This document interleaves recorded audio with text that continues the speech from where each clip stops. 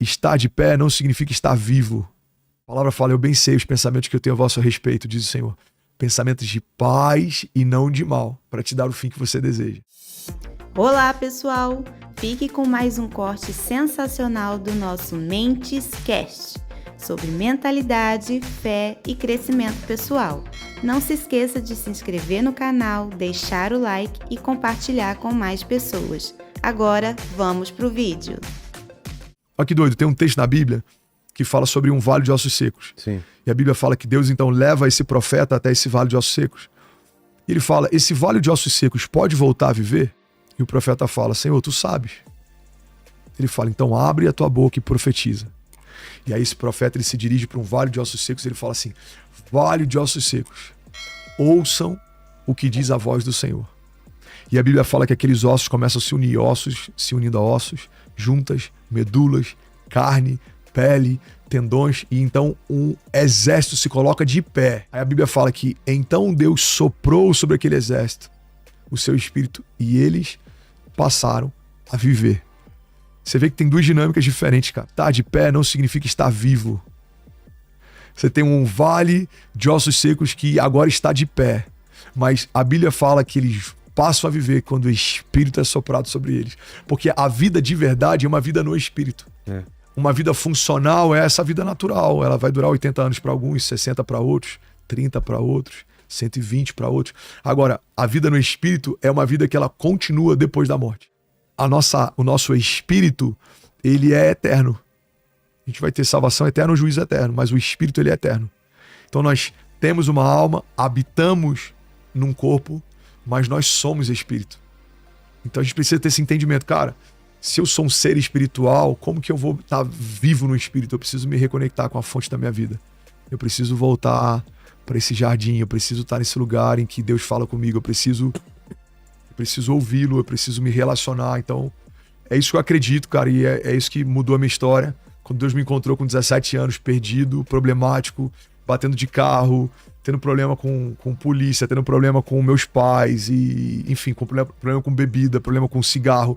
Quando Deus me encontrou no meio da minha crise, o que aquietou meu coração foi ouvir dele quem eu sou, o que ele tem pra mim. A palavra fala, eu bem sei os pensamentos que eu tenho a vosso respeito, diz o Senhor.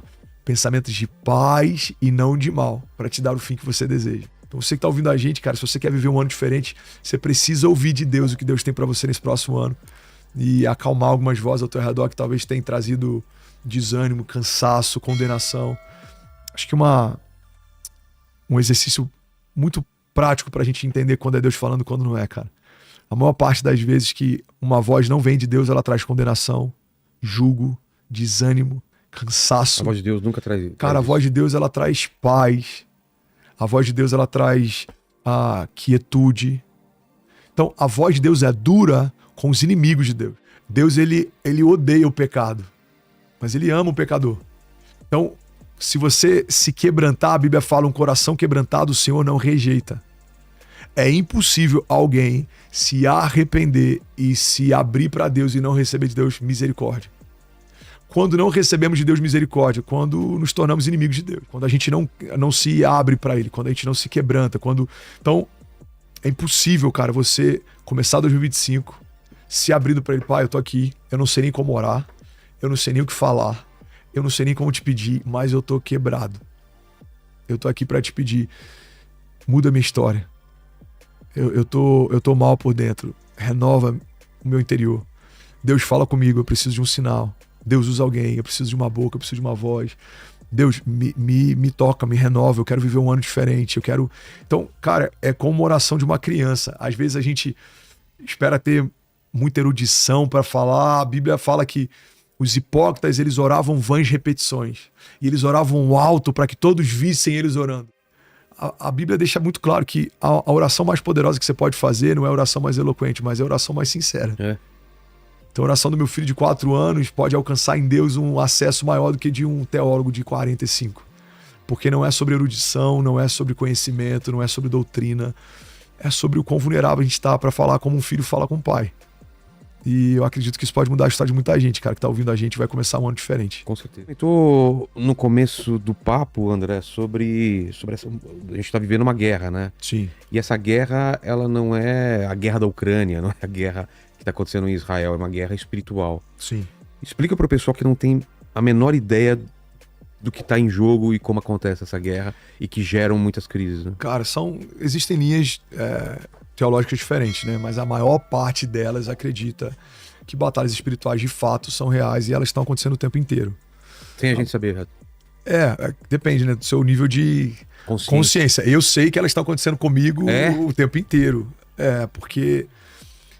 Imagina o seguinte, Vilela, enquanto sinais? você está anestesiado pro teu propósito, você é inofensivo. E deixa como tá, não precisa se preocupar. Cara, tá tudo bem se você não incomoda ninguém. Agora, quando você começa a incomodar o inferno, é muito comum você ver levantes e coisas tentando te paralisar. Agora, olha a estratégia que o inferno normalmente usa. O inferno é tão estratégico que normalmente ele se antecipa, ele tenta frustrar uma revolução antes dela começar. Porque ele tem acesso ao que vai ser? Porque As coisas acontecem primeiro no mundo espiritual ou não? Você carrega uma promessa, um chamado, você carrega algo que antecede a tua existência, né? José, ele foi levantado para governo, mas antes de se tornar governador, ele já governava. Entendi. Na prisão ele governava. Olha que louco, José tá na prisão, ele tem acesso. E aí ele é feito escravo. E aí tudo que ele governa e gerencia para Potifar prospera. E aí depois ele tá governando com o faraó, ele tá governando o Egito. Ou seja, era um sonho que Deus deu para ele quando ele era jovem, se manifesta quando ele já é mais velho, mas em toda a jornada dele, governo é uma zona de graça de José. José ele governava desde muito novo. Então o que a gente precisa entender? Tem coisas que você nem sabe que você carrega, mas no reino espiritual tá muito nítido que você carrega. Então se você carrega uma voz, o que o inferno vai tentar fazer? Calar a tua voz. Se você carrega, sei lá, uma zona de graça para ajudar pessoas, cada um tem uma zona de graça diferente. Alguns têm através de comunicação, outros têm através de multiplicação de recursos, outros têm através de liderança de pessoas. É muito comum coisas tentarem frustrar o nosso chamado antes dele começar. Foi assim com Moisés, por exemplo. Sai a notícia que um libertador está sendo gerado no meio de uma geração. E o que mandam fazer? Matar todos os primogênitos, para que não tenha a chance de um libertador mudar um sistema. A gente pega a história de Jesus, a mesma coisa acontece. Sai a notícia de que um libertador está sendo gerado nessa geração. Manda matar todos os primogênitos, ele precisa ser escondido. Então, a gente olha para a história, por exemplo, do endemoniado gadareno.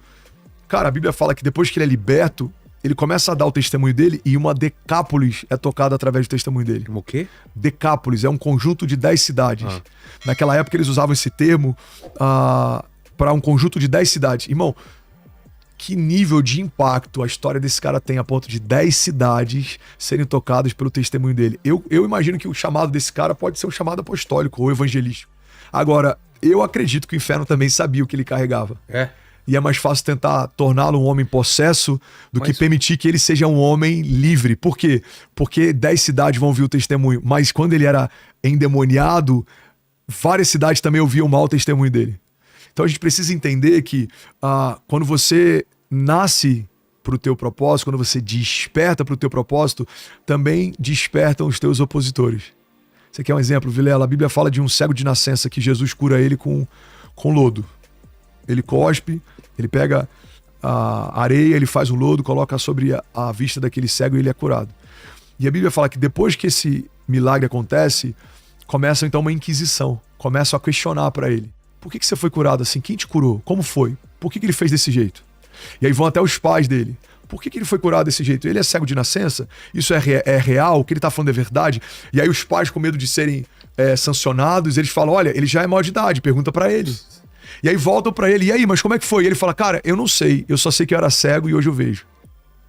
Agora, é muito provável que ninguém se preocupava com aquele cego enquanto ele era cego. É verdade. Eu consigo imaginar os mesmos inquisitores passando pelos lugares onde ele estava ignorando. Mas por que agora ele incomoda? Porque agora ele despertou, ele se tornou um testemunho, agora ele é uma voz.